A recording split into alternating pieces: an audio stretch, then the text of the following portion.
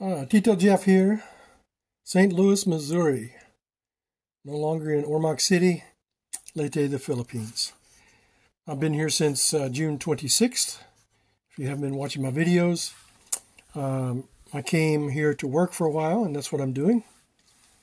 I've been living in the Philippines for 2 years, and I have a visa in process for my wife to come here. And hopefully next year, about June, we'll be traveling to the United States. So I came back to establish my domicile in the United States, to make a little money, and show on my W-2 that I can support her when she comes, and also to beef up our savings.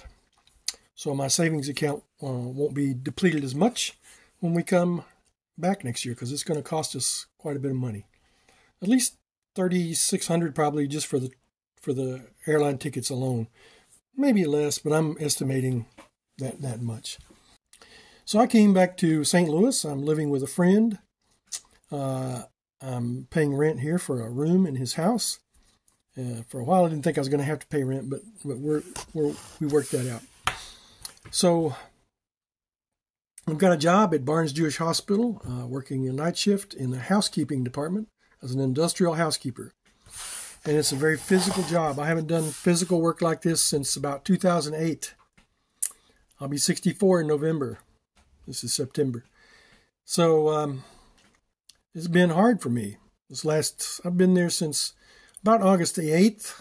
I started work on the 9th, something like that. I started actually on shift. And I came home with my back hurting a few nights, my legs.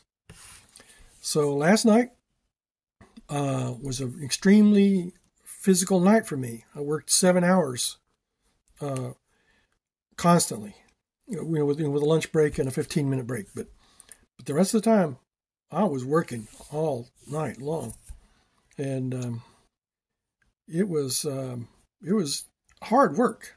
And I came home and I felt good. I did not have any aches or pains. I'm feeling stronger. I feel a little bit younger actually because I'm working so hard.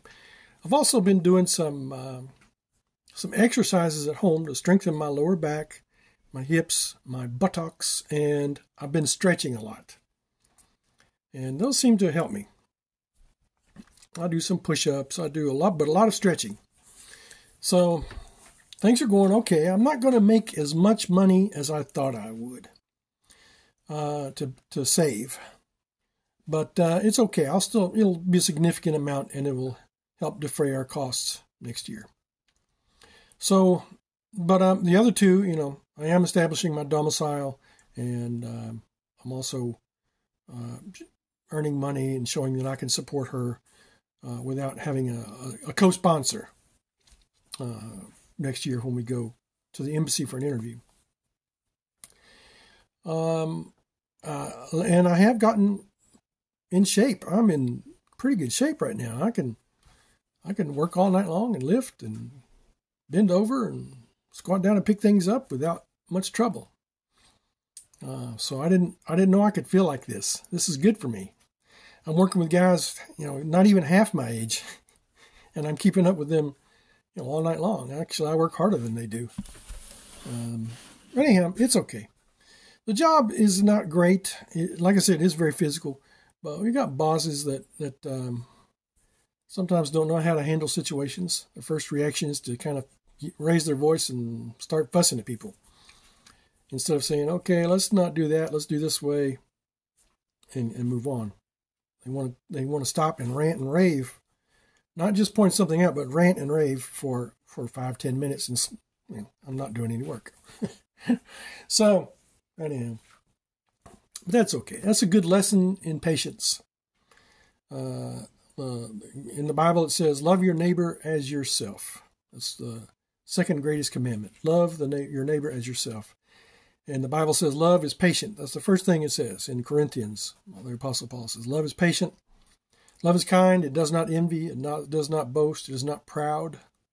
So I have to let my pride go sometimes. It's not rude.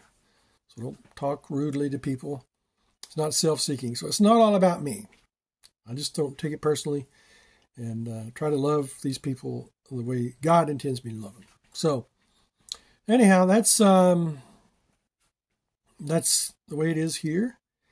I just fixed my lunches for the next 4 nights. Tonight I'm off. This is Tuesday night? No, Monday night. Monday night. I get confused about what's day and night here because I'm working night shift. So Monday night I'm off. Then I work Tuesday through Friday. And then I'm off Saturday and Sunday. So I may try to work Saturday as an overtime day. We'll see. So we've got my lunches. I just fixed some baked potatoes. I just buy some russet potatoes, wash them, wrap them in plastic, and cook them in the microwave. And I'll put them in the refrigerator. So I'll have at least 4. I've got more than that, in just case I work Saturday.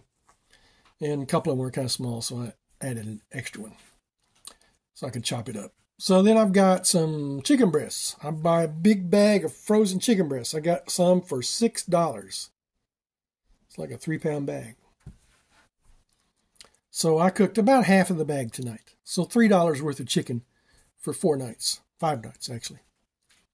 So that's my lunch for the rest of the week. And then I also take with me a peanut butter and jelly sandwich for my break time because usually I'm pretty hungry by break time. I go to work at 10:30. My lunch is at 12:15. And then I have a break at 5. So I have a long gap there. So PB&J is pretty good, or a bologna sandwich, something like that. And I'll take something a little sweet for after lunch, maybe a little, I've got some little, I'll show you, some little Hostess donuts. Yeah, yummy. Got those on sale. So I'm living pretty cheap. I spent $43 at the grocery store this week. And it's probably about that much every week. $40 is about my average. Maybe $50. And that $50 is my budget. So taking care of myself, getting plenty of rest, exercising, stretching, like I said. So I ride the bus. Riding the bus and the train here is an experience. You see lots of crazy people. I mean, literally mentally ill people. You got people smoking dope at the bus stops. Or if not dope, it's cigarettes. Stinky cigarettes. And people buying drugs on the train, selling them. They're getting ready to kind of clamp down on some of the freeloading at the train station. Well, I had to start the video again. So I'm talking about freeloading at the train station. There's nobody at the train station to check your ticket. You've got guards that get on the train and they check in, but they don't check tickets.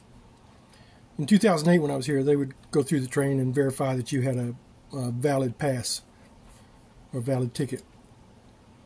But not anymore. And I think it happened in COVID. COVID changed things. They started letting everybody ride free. And the bus tickets now are still just $1, so it's pretty cheap. It's left over from COVID. Now they're building turnstiles at all the train stations. We're starting to. So they're going to start checking tickets, and so that'll change who's on the train a little bit. You know, some guys just get on there and ride the train all day long. It's kind of a safe space for them. So we got that going on. Sometimes waiting at the bus stop or train station, you'll see some guy, and you know he's on drugs. He's on meth or something. He's just agitated, really agitated. He might be okay, not saying anything, not bothering anybody, but he's going through, for instance, the other night, this guy just going through his grocery bags, reorganizing all, and he's tying them together, and he was just nervous. He just, and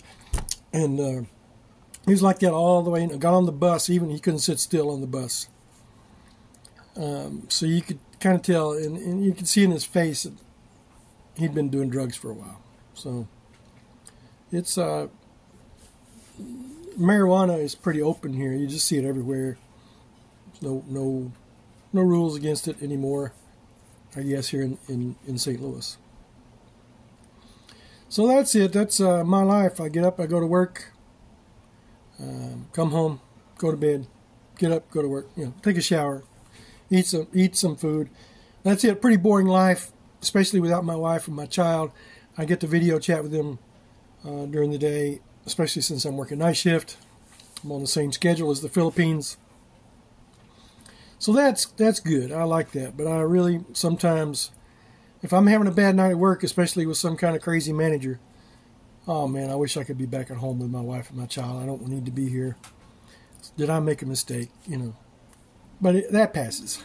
And I'm doing pretty good. So we'll make it through this. I've got some things to do before I come back. I want to buy some clothes for myself while I'm here that I have trouble finding because of my size. Maybe I'll lose weight while I'm here. I won't need to do that. I'm still a little bit big for some of the clothes that you buy at the store in the Philippines. So I might buy some underwear while I'm here. And depending on how much, I've lost about 12 pounds since I've been here. And I think I'll lose probably at least that much more. So we'll see. I might not have to buy any clothes. I'm going to buy a tricycle for my son, a Radio Flyer tricycle. Put that in my bag. It should weigh about 16 pounds. Unassembled. And I've got a little bit of Paso Limon to buy for some of the kids. Got to find something cheap for them. And that's about it. Maybe some deodorant. But I was complaining to some of my friends about deodorant in the Philippines. Expensive. But I looked online the other day at Walmart for Right Guard stick deodorant, antiperspirant, not deodorant, antiperspirant Right Guard sport stick, the white kind. It's like $5 a bar now. $5, maybe $4.50.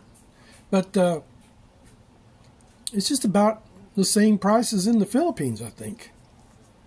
It's crazy here. Everything's going up. Eggs are. I've been buying a package of 18 eggs for about $3.90, which was a little high, I thought, but now it's $5.40. That went up about a month ago, and I quit buying eggs, and I said, well, it'll come back down pretty soon. No, it's still there. I don't think it's going to come down. They've had a bird flu epidemic, killed a bunch of chickens and some other stuff like that, but it's really expensive here for some things. And I work with people, and they eat out all the time. They don't bring their lunch. They've got a cafeteria there. They'll go up and eat at the cafeteria, get a little bit of a discount, but still. And I know they're spending money outside of work. So if they're spending $10 a day, that's $70 a week, $280 a month. That's over $3,000 or $4,000 a year just eating out for just a little bit, And I know they're doing more than that. So you wonder, poor people. These are not rich people. These are poor people. They're working hard, but they'll never get ahead like that. And most of them are young people. I remember when I was a kid, I used to do that. I worked on a farm. I'd go to a store, a little local country store, and buy a soda pop and a bag of chips or a package of donuts or something for breakfast and spend my money that way. And that was not wise. So yeah, I remember what it's like. But anyhow, that's life in St. Louis for me right now. I'm trying to think of anything else I need to tell you for this update, but I can't think of it. I just kind of did this randomly. I didn't have a plan when I started. So we'll talk to you later. This is Tito Jeff in the St. Louis signing off. We'll see you later. Bye-bye.